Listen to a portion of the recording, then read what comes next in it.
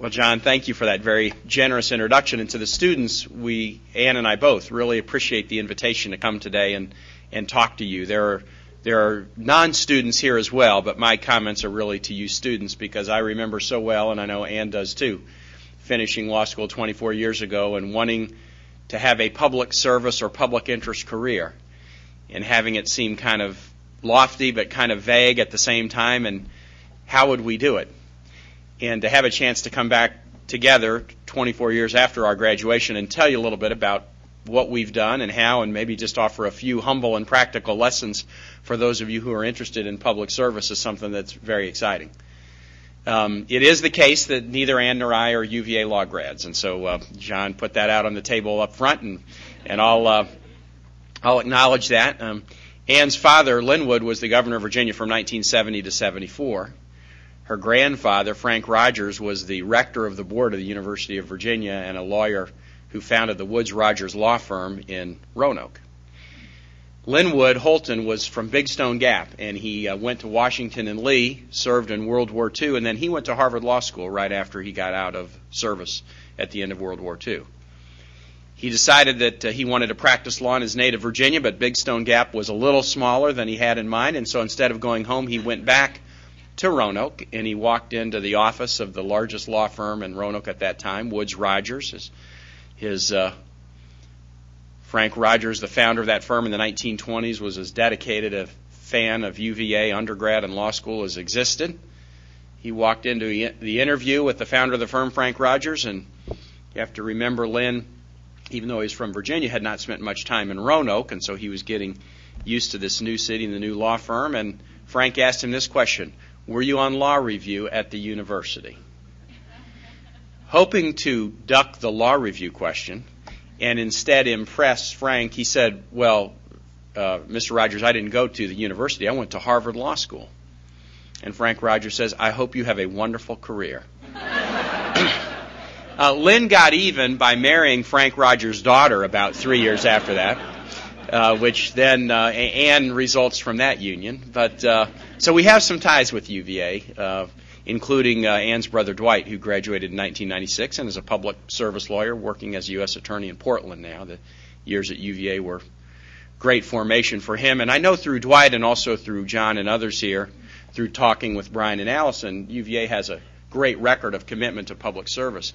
I gave the UVA undergrad commencement speech in May and found two stats I love about the UVA undergrad, that UVA has put more people into the Peace Corps and in the Foreign Service, both of those, than any other university. That says something powerful about the undergrad's commitment to public service. But the law school has a notable record as well. The amount of pro bono hours that law students do here, over 12,000 last year, the loan forgiveness programs that UVA has for students who go into public interest careers, the student-funded scholarships for those who pursue public interest jobs in the summertime, and this conference are all tribute to the fact that the law school is very much on a public service mission, and that makes us particularly happy, Ann and me both, to come. And really, what I wish I had done when John had asked me to give the speech is immediately get it on Ann's calendar and say, we'll both give the speech. Because what I'm really just going to talk to you today about is the breadth of what public service law means. Because we, in 24 years, have done a whole series of different things. It's important for those of you who are interested in public service law to know, as John indicated in his introduction, how broad public service is, how many options there are. That's a great thing. And if I'd thought to get it on Ann's calendar a few months ago rather than 3 or 4 days ago, we both would have been standing up and giving the speech. But I want to really just basically talk about our careers and the lessons we've learned along the way. And that really is the message that we would both want to share with you today. For those of you who are interested in public service, there are so many ways to do it. There are so many ways to do it, and that's an exciting thing. If you want to serve other people with your law degree, you will never be short of an opportunity to do it on any day that you practice law in a lot of different ways.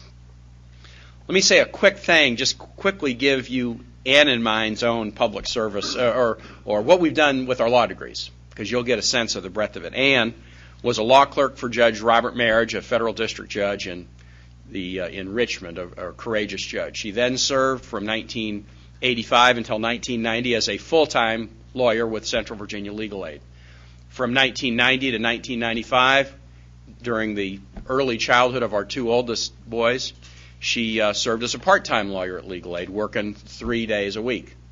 From 1995 to 1998, she took a 3-year leave of absence from Legal Aid when our third child was born, but worked as a substitute judge in the General District and Juvenile Courts in the city of Richmond, filling in for judges who were sick or on vacation. From 1998 until I was elected governor, she was a juvenile court judge in one of the most challenging courts in one of the most challenging jurisdictions in Virginia, dealing with the very, very tough issues that face families and kids. When I was elected, she did not have to step down being a judge, but a variety of factors made it the right thing to do.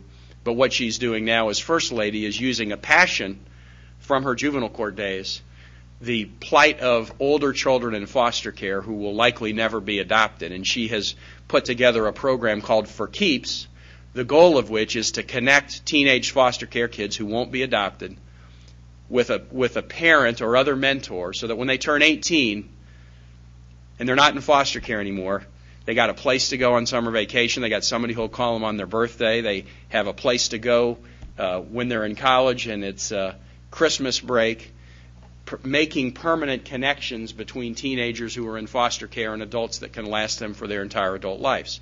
That has been the quick summary of Ann's career. I was a law clerk, too, with a federal appellate judge in Macon, Georgia for a year, Lanier Anderson, and then worked for 17 years with 2 private law firms in Richmond in the private sector.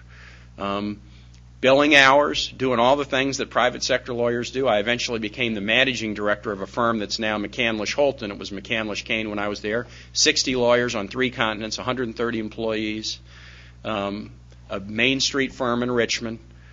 But the core of my practice for those 17 years was plaintiff civil rights work, largely trying to help folks who were turned away from housing either because of race or disability. About 10 years into my legal career, and as I was practicing, I was also a part-time professor of legal ethics at the University of Richmond. I got mad at my Richmond City Council one day. I don't know if any Richmonders are here. It's a very common reaction that all Richmonders have. And in fact, probably everybody who lives in any jurisdiction has. But when I got mad at my city council, I just decided I would run for office. Never thought about running for office, but just got mad one day and did. And ended up serving twice as a city councilman, then twice as mayor, lieutenant governor, and now governor. So just with our 2 careers in 24 years, we've been government lawyers, legal aid lawyers, private sector, judge, judicial law clerk, elected official, professor of legal ethics. We've done an awful lot of things that are broadly defined as public service. And we haven't scratched the surface. We haven't been public defenders. We haven't been prosecutors. We haven't worked in an attorney general's office or at the federal level. We haven't done public interest lobbying. There are so many public interest, public service careers that we haven't even touched. We've been pretty busy in what we've done, but there are so many things that you could do in the public interest area that we haven't even touched. And that would make me, if somebody had said this to me when I was 24, 25, getting ready to graduate from law school, I would have found that a hopeful thing, that there's so many different ways to serve. I want to just give you 5 practical tips about how to build a public service career, trying to use some lessons that Ann and I have talked about, and then I'll conclude and say a word about why to build a public service career. 5 tips about how to build one.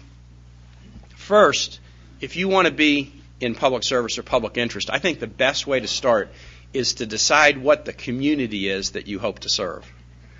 When we were in Harvard Law School, and I don't know, it might be the same somewhat here at UVA, there are a lot of people who are interested in public interest kind of broadly defined.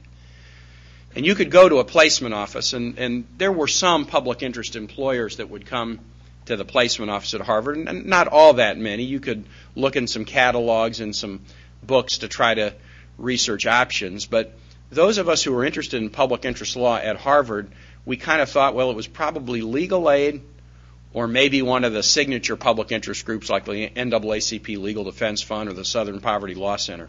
We didn't know that much about what the options were.